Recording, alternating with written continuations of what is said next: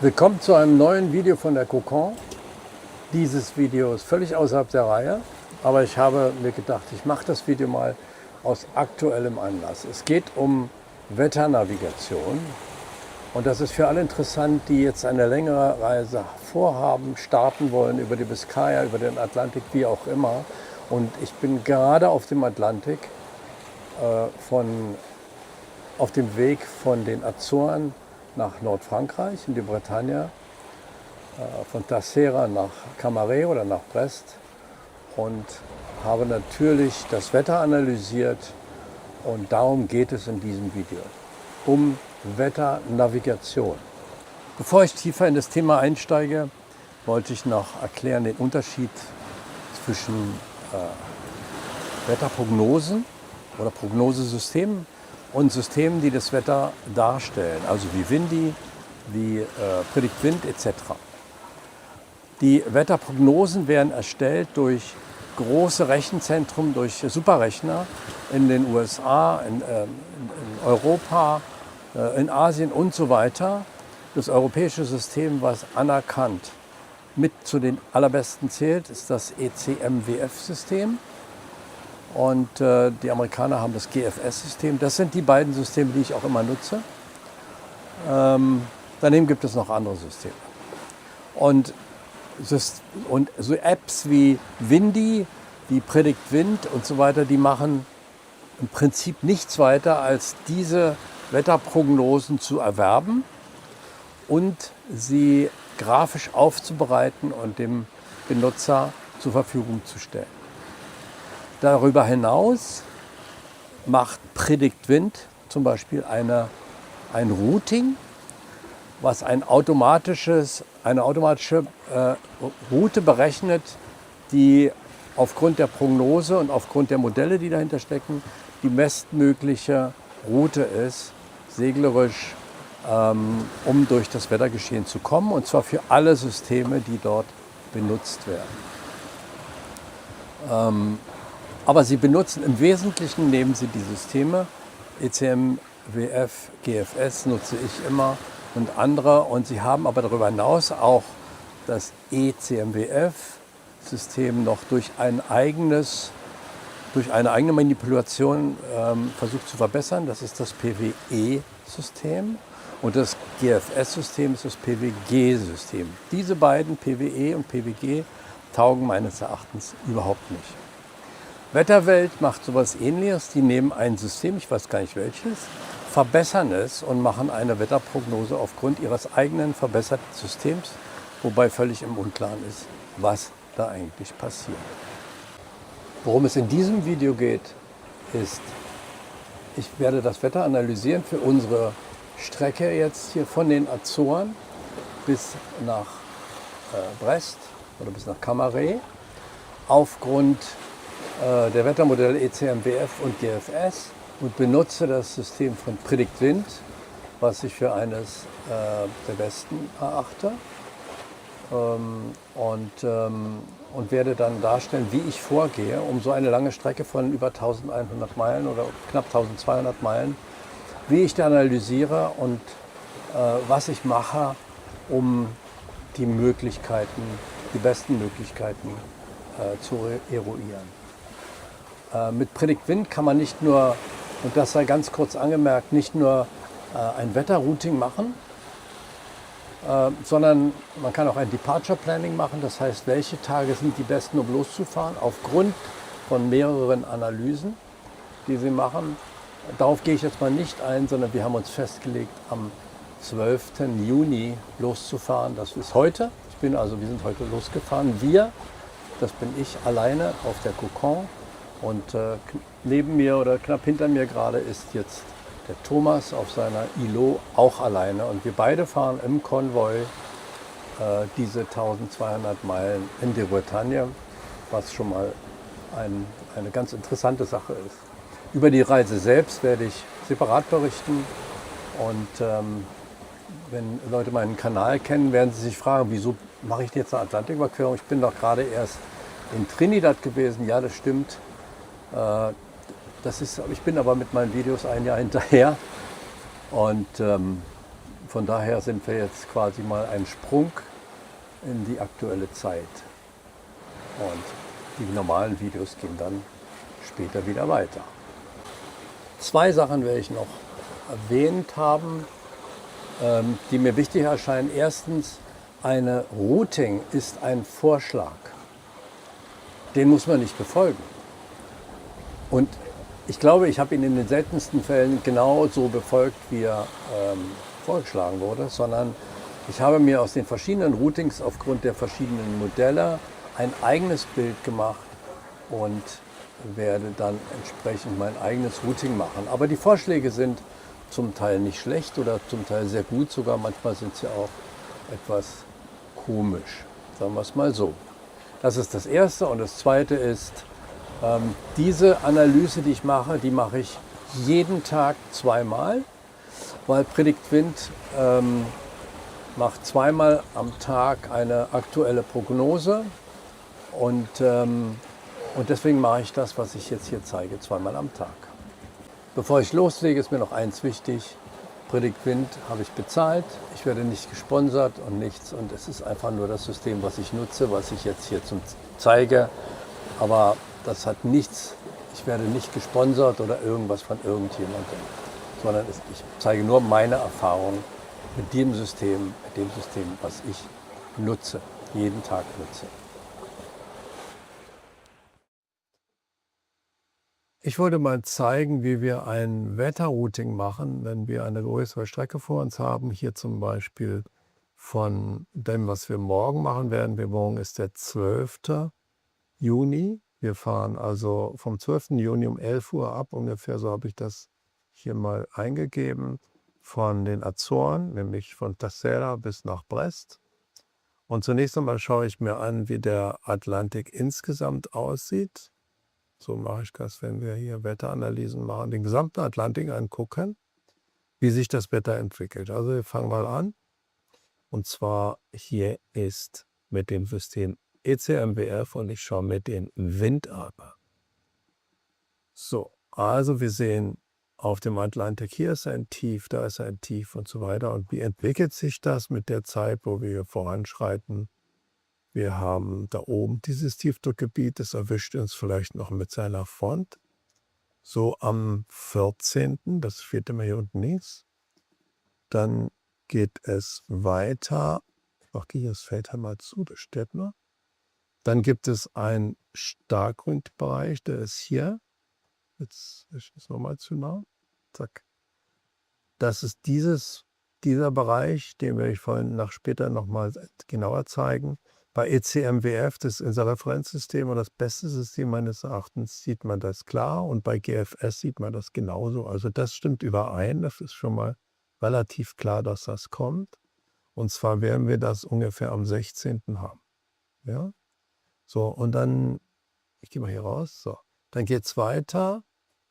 Und wir haben kein Tiefdruckgebiet, was sich von hinten entwickelt, es sei denn, wir sprechen über dieses hier. Das zeigte sich gestern in der Prognose noch als hier unten und zog hier unten lang. Heute zieht es nach oben. Also das ist noch sehr, sehr unklar, was passiert mit diesem Gebiet. Und bei GFS ist das Gebiet hier hinten noch das Tief. Ja? Das heißt, in dem Bereich so jetzt plus eine Woche ist es recht unklar, wie die Situation da ist. Gut, ich gehe wieder zurück auf mein ECMWF. Und wir kriegen jetzt vielleicht noch von dem aus heutiger Sicht eventuell noch so ein Stück Front hier ab, aber das ist auch unklar. Also während der gesamten Zeit ist im Prinzip hier diese Periode wichtig, um den 16. und eventuell noch vorher hier diese Zeit um den 14. Aber bei beiden können wir südlicher bleiben. Als nächstes schauen wir uns an die Summary. Da ist es interessant zu sehen, also ich vergleiche immer ECMWF und GFS. Eingestellt ist, dass wir den Motor nutzen, wenn wir langsamer als 3 Knoten Geschwindigkeit haben, dann fahren wir mit dem Motor 6 Knoten. Das ist das, was eingestellt ist. Und es ist eingestellt, nicht mein Schiff, sondern eine Halber Grassi 40 mit reduzierten Upwind- und Downwind-Charakteristika von nur 80%, weil das auf mein Schiff mit den Segeln, so wie ich sie jetzt habe und wie wir beladen sind, am besten passt für die Prognose. Also ECMWF und GFS vergleichen wir. Wenn wir am 12. Juni losfahren um 11 Uhr, dann brauchen wir 8 Tage, also 8,5 Tage bei ECMWF und 9 Tage, 8 Stunden bei GFS. Es geht jeweils um rund 1200 oder 1250 Meilen, Geschwindigkeit 5,7, 5,6 Knoten im Schnitt. Und wichtig ist jetzt die Motorzeit, die sind 1 Tag, 14 Stunden bei ECMWF und 18 Stunden bei GFS. Das wird sich im Rahmen der nächsten Tage immer noch ein bisschen ändern. Und das liegt daran, dass wir gesagt haben, bei 3 Knoten Fahrt machen wir die Maschine an. Wenn wir jetzt sagen würden, bei 2 Knoten Fahrt machen wir die erst an, dann wird das natürlich dramatisch weniger hier. Wichtig ist jetzt der Wind. Der maximale Wind ist bei CMBF mit 20,1 Knoten und 21,7 Knoten bei GFS, also sehr, sehr moderat. Der minimale Wind bei 3,1 und 4,5 Knoten. Der durchschnittliche 11,8 bzw. 12,8 Knoten Wind. Und jetzt ist interessant, Gusts, also Böen von 26 Knoten oder 34 Knoten. Da müssen wir gucken, wann das auftritt. Dann kommt der Cape-Index, das ist Gewitter, 245 oder 89 ist gar nichts. Das wird erst bei weit über 1000 interessant. Es wird also kein Gewitter geben. Regen ist uninteressant.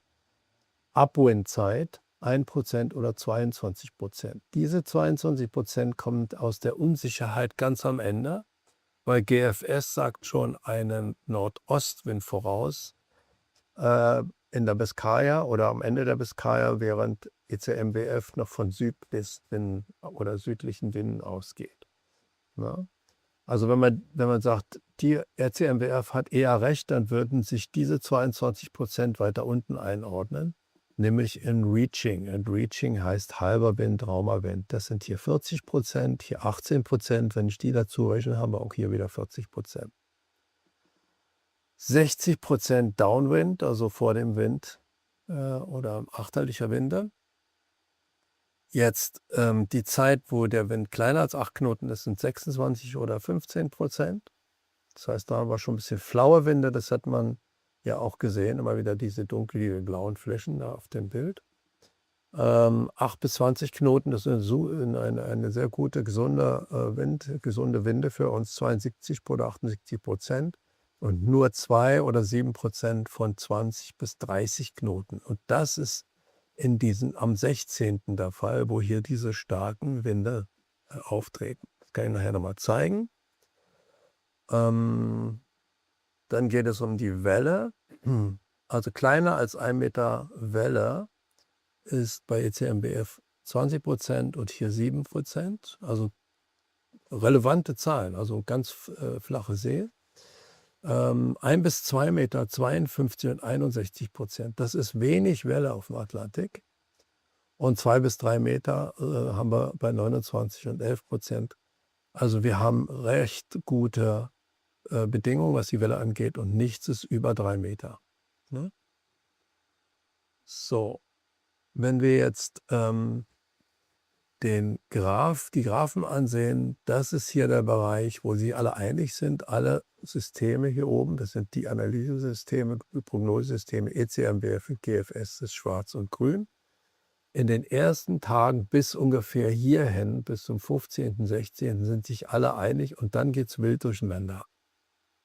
Ja, also die ersten Tage sind relativ sicher, weil sich dort alle Systeme einig sind. Die wahre Windrichtung stimmt auch überall überein, mehr oder weniger zwischen 200 und 300 Grad, dann geht es auf 250 runter.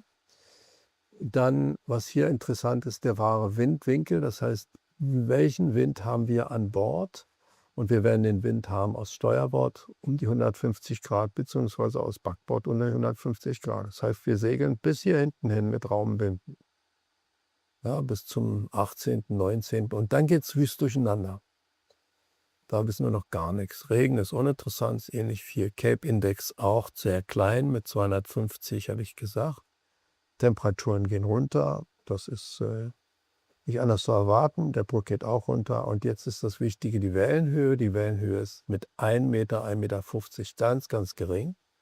Geht hoch auf 2,50 Meter bis knapp 3 Meter und dann wieder runter und in der Biskaya bis noch 1 Meter Welle. Das hier ist so wieder mal um den 16. herum, 16. 0 Uhr, also hier in dieser Zeit, wo das Starkwindfeld ist, da geht die Welle nach oben bis auf 2,50 Meter, was übrigens auch nicht viel ist. Die Wellenrichtung kommt generell aus Westen. Da sind sich alle durchweg einig bis zum Schluss. Also alles von hinten, das ist sehr angenehm. Und die Wellenperiode mit 8,5 Sekunden ist eher lang. 7 Sekunden, 6,5 oder 5,5 ist eine Windwelle, eine kurze Windwelle. Aber sie ist ja nicht sehr hoch. Also hier haben wir eine kurze Windwelle mit 5,5 Periode, aber unter 1 Meter. Also vollkommen uninteressant. Diese hier mit 2,50 Meter oder was hat eine Periode von ungefähr 8 Sekunden. Also da ist schon einiges an Windwelle dabei. Aber alles von hinten. So, jetzt schauen wir uns auch den Wind an. Bei ECMWF ist der Wind, die anderen Systeme, gucken wir gerade jetzt an. Da gucke ich immer hier Gusts an, also das sind die Böen und die True Wind Speed, also die Windgeschwindigkeit. Da ist hier am 14., 15., da wo die erste Front kam, ein bisschen mehr Wind mit 20 Knoten, wahrer Wind, also 16 bis 20 Knoten, in Böen nur 20, 21, aber aus 166 Grad. Das heißt, das ist raumer Wind, ist also gar nichts Gefährliches. Hier geht es dann ein bisschen mehr. Am 16. reden wir dann von 24,7, 25,9, also 26 Knoten Wind in Böen, 20 bis 26 in Böen, aus 150 Grad. Das heißt, wenn wir 7 Knoten schnell fahren, haben wir etwas mehr, also etwas achterlicher als halben Wind. Und da kann man natürlich mit so einem Wind super fahren. Zwei Refs sind groß und 2 in der Genua oder 1, 2 in der Genua. Und dann rauscht man ab. So, dann wird es wieder weniger am 16. und dann kommt der 17. Da nimmt der Wind wieder ab. Und es bleibt schwachwindig, wenn wir jetzt hier runter gucken. Die Zahlen, da ist nichts mehr. Da ist nochmal mit 20 Knoten, aber das ist schon sehr, sehr weit in der Zukunft. GFS sieht das so ähnlich. Achso, nochmal ganz kurz zurück. Das sind hier Motorzeiten. Also, wir werden wahrscheinlich Motoren zwischen 18. und 19., das ist in der Biskaya bei 1 Meter Welle. Hatte ich ja vorhin gesagt, das ist nicht besonders schlimm. Dann GFS sieht das ähnlich. Hier am 14. sogar mit 26, 25 Knoten Wind. Da habe ich vorhin gesagt, könnten wir etwas südlicher bleiben. Auch der Wind aus 150, 160 Grad, also schräg von hinten. Nicht besonders schlimm. Dann kommen wir hier in die Gegend, wo es interessanter wird, nämlich am 16. Juni mit 3 bis 34 Knoten in Böen. Normalwind 21 Knoten, 21, 22 Knoten, 34 in Böen angesagt, aber auch aus 142 Grad. Das heißt, wenn da mal Böen einfallen, sind die auch nicht so schlimm, weil die aus Raumrichtungen kommen. Immerhin fahren wir auch relativ schnell und dann entschärft sich das natürlich um unsere Geschwindigkeit im Wesentlichen. Dann geht es weiter nach unten. Hier kommt nichts mehr interessant. Hier ist noch einmal mit 20 Knoten am 18. Juni. Das ist aber alles sehr volatil. Was hier aber interessant ist, ist am 19. Juni dreht sich der Wind to Wind Direction. Das geht hier auf 209 und so weiter, 200 Grad, also Südwest, und geht dann plötzlich auf Nordost und dreht sich dann auf Ost-Nordost, bleibt Nordost, und zwar ab 19. Am 19. dreht er sich. Und ankommen sollten wir in dem System hier am 21. Also mitten in der Biskaya sollte der Wind drehen bei GFS. Bei ECMWF ist das nicht der Fall. Da ist die Windrichtung weiterhin aus westlichen Richtungen oder südlichen sogar. Und dreht dann hier erst, hier ganz am Schluss auf 120 Grad. Aber wir haben immer sehr, sehr gute Winde hier, wo wir auch schnell fahren können. Und daran sieht man, wie ungenau die Systeme dann sind, wenn es darum geht, dass wir mehr als 10 Tage vorausschauen. Da ist das alles noch ein bisschen Kaffeesatz lesen, aber wir müssen aufpassen, dass wir so um den 19. rum, äh, dass wir da nicht in der falschen Situation sind. Ne? Ganz kurz gehe ich nochmal zurück auf den Map hier. Und zwar sieht man hier den am 14., 15., das ist die Front, wo der erste Windzuwachs ist. Und dann der zweite Bereich hier um den 16., das ist dieser Starkwindbereich bei ECMWF und bei GFS, wo die stärkeren Winde angesagt sind.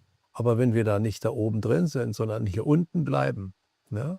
Hier oben haben wir jetzt, wenn wir das dazu machen, hier oben hätten wir praktisch Wind von 24 Knoten zum Beispiel oder 24. Und wenn wir jetzt hier unten bleiben, da haben wir bloß noch 11 Knoten. Und hier haben wir zum Beispiel 15 Knoten. Also wir müssen nicht so weit nördlich fahren, wir können auch hier unten bleiben. Und das werden wir auch machen. Wir werden hier gar nicht hochfahren, sondern wir werden hier unten bleiben.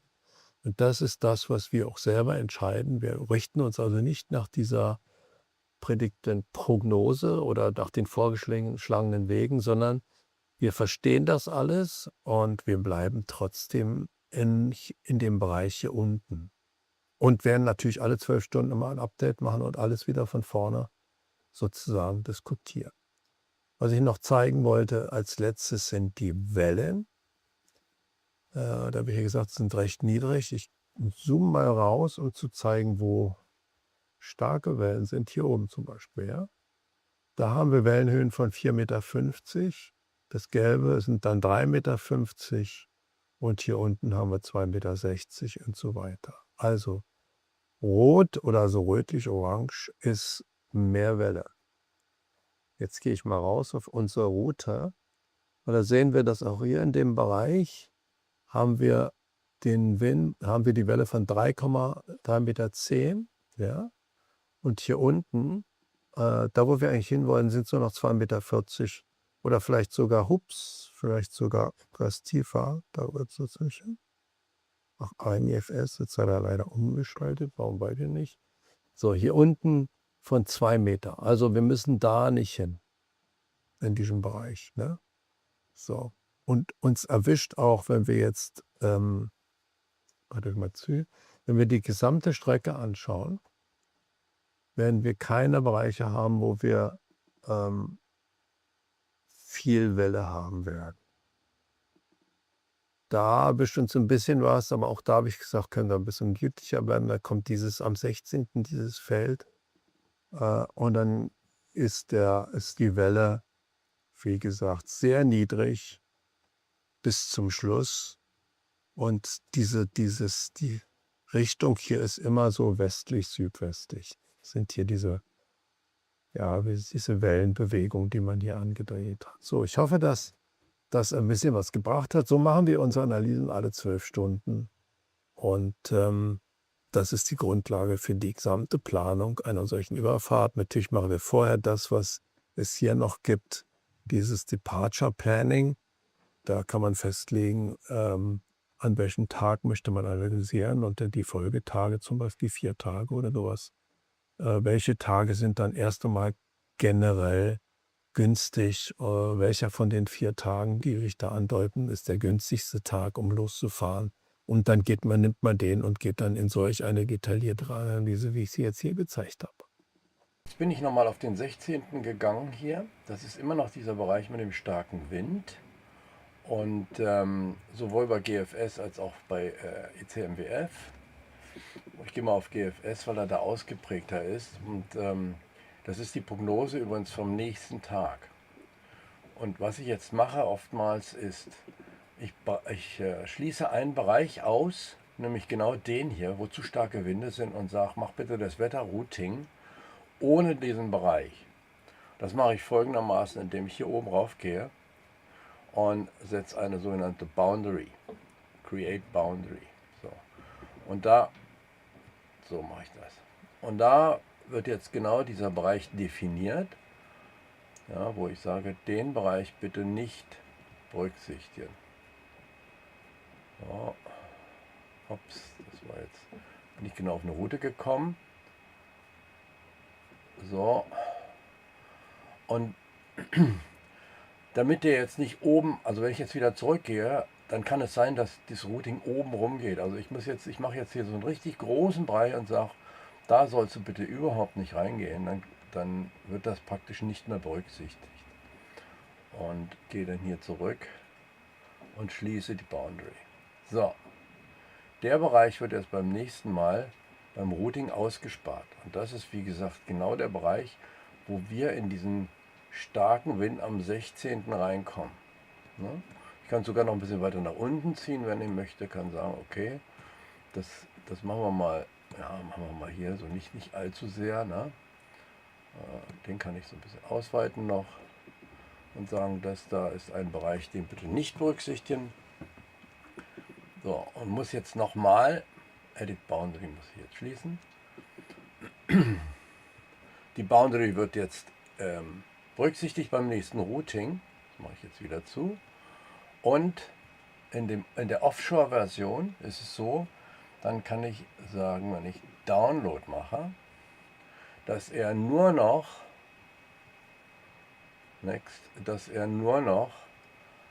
den obersten Bereich hier nimmt, nämlich nur noch das Weather-Routing, weil das andere hat er schon alles. Er hat schon die Wettermodelle alle runtergeladen und ich sage ihm, er soll jetzt nur noch das Wetter-Routing machen. Das dauert jetzt einen kleinen Moment. So, jetzt haben wir den Bereich ausgeschlossen. Und wenn ich mir das nochmal angucke, dann geht das Wetter-Routing genau hier unten lang und schließt den Bereich aus. Wir sehen, das wird ausgeschlossen. Ich bleibe im schwächeren Bereich mit schwächeren Winden. Gehe mal auf die Tables und gucke mal das hier beim Wind nochmal an. Und zwar bei ECMWF und GFS. Und da wird man jetzt sehen, beim 15. 16. Juni, da bleiben bloß noch Böen von 22 Knoten übrig. Das ist alles machbar, auch hier von relativ weit achterlich. Und beim GFS, da sind wir auch hier wesentlich niedriger, nur noch mit 22, 23, hier ist einmal noch 26, 27, da sind wir ein bisschen niedriger geworden. Ich könnte die Boundary jetzt noch weiter ausweiten, um den Bereich noch mehr einzugrenzen. Aber das ist schon im ersten Ansatz schon mal nicht schlecht. Ich hoffe, das Video hat euch gefallen. Es ist natürlich nur interessant oder im Wesentlichen interessant für Leute, die selbst eine größere Reise planen. Aber im Prinzip sollte man so vorgehen. Und man sagt ja immer ein Wetterfenster. Ich habe ein Wetterfenster. Ein Wetterfenster ist mehr als nur 3 Tage guten Wind. Ein Wetterfenster ist eine komplexere Analyse der Situation. Und wenn man die Wetterprognosen richtig analysiert, ist es durchaus möglich, auch schwerem Wetter auszuweichen, was ich schon mehrfach oder was wir auch schon mehrfach gemacht haben. Gut, das war es mal von diesem technischen Video. Ich hoffe, es hat euch gefallen und es hat jemand was gebracht. Und bleibt dran, abonniert gerne meinen Kanal und bis zum nächsten regulären Video. Ciao von der Kokon.